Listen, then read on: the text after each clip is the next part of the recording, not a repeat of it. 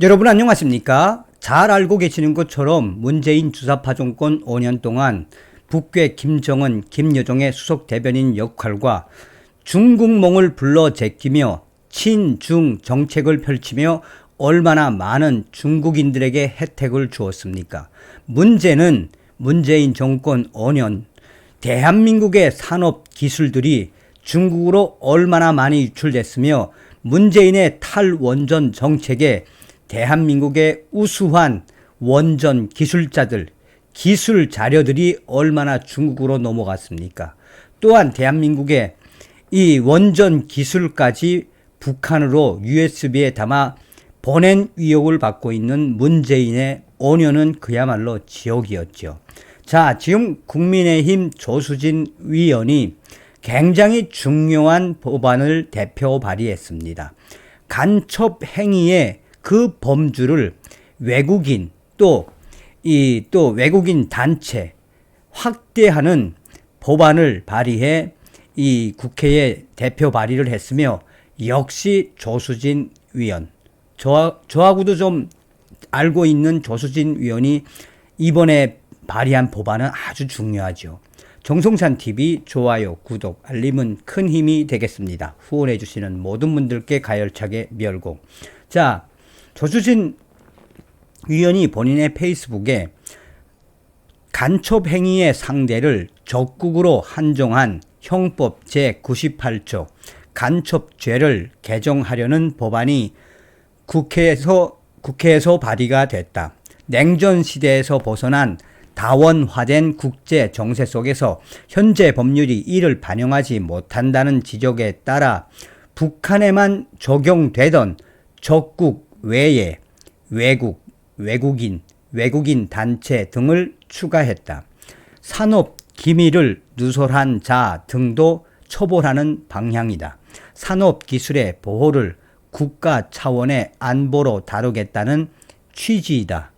조수진 국민의힘 국회의원은 이 같은 내용의 형법 일부 개정 법률안을 대표 발의했다. 적국 외국인 단체로 간첩죄 개정안 발의. 모호한 개념 구체화해 명확성 원칙 훼손, 국가 핵심 방위 산업 기술 등 산업 기술 유출도 간첩죄로.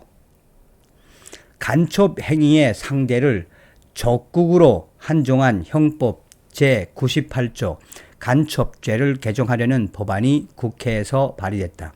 냉전 시대에서 다원화된 국제 정세 속에서 현재 법률이 이를 반영하지 못한다는 지적에 따라 북한에만 적용되던 적국 외에 외국인 단체 등이 추가됐다.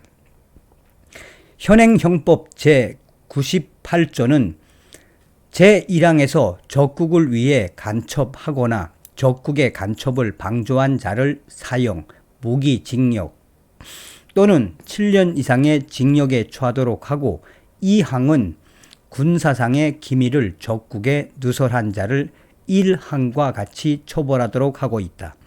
개정안 1항과 2항에 적국의 외국 및 외국인 또는 외국인의 단체를 추가하고 간첩 행위를 탐지, 수집, 누설, 전달, 중계로 매우 구체화했다.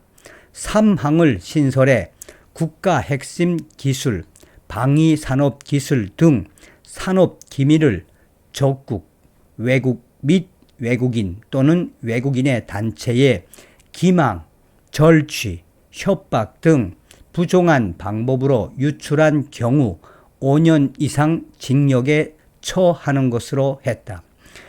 이상원 더불어민주당 국회의원도 앞서 1월 유사한 내용의 형법 일부 개정 법률안을 발의했다.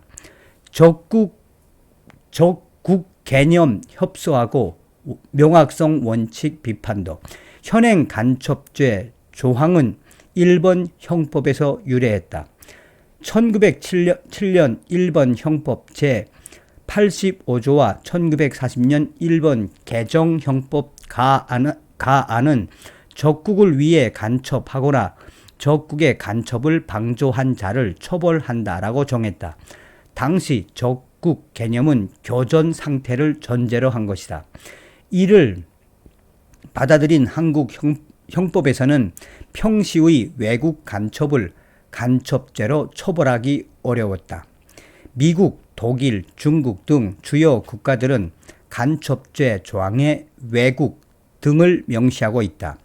미 연방법 제18편 37장 제793조는 외국의 이익을 위해 사용될 국방 등에 관한 정보를 입수하는 경우, 제794조는 외국 정부, 파벌, 정당, 군대 등의 국방 관련 정보를 전달하는 경우를, 제798조는 기밀 정보를 미국에 해를 끼치는 외국 정부의 이익을 위해 사용한 자 등을 처벌하도록 하고 있다.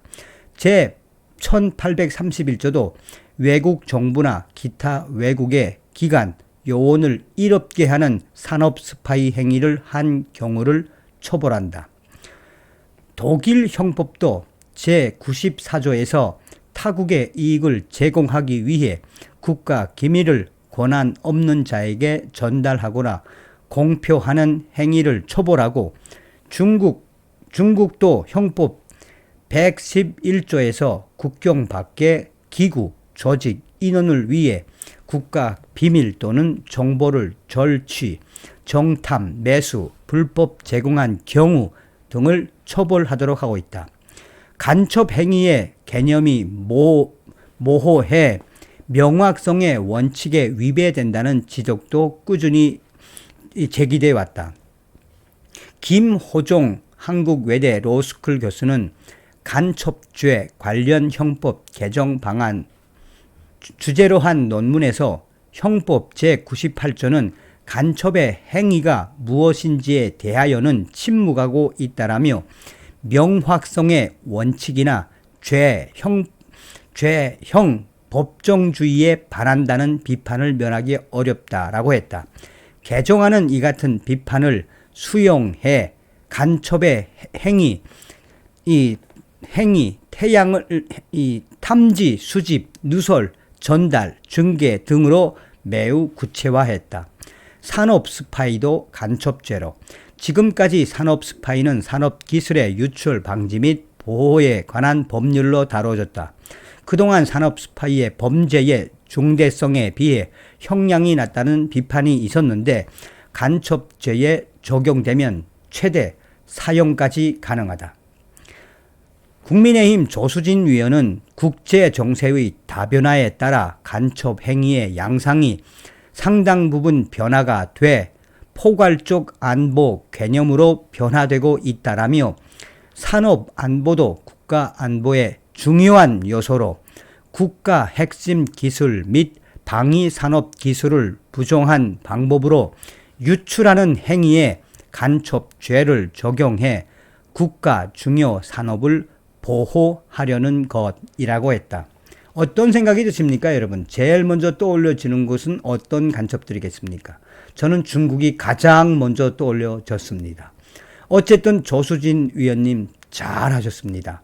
그리고 이번에 최고위원 이번에 당선되신 거 다시 한번 축하드리며 더 가열차게 의정활동을 해주시길 조수진 최고위원님께 바라가 수달해 다음 시간에 뵙겠습니다. 가열차게 멸공.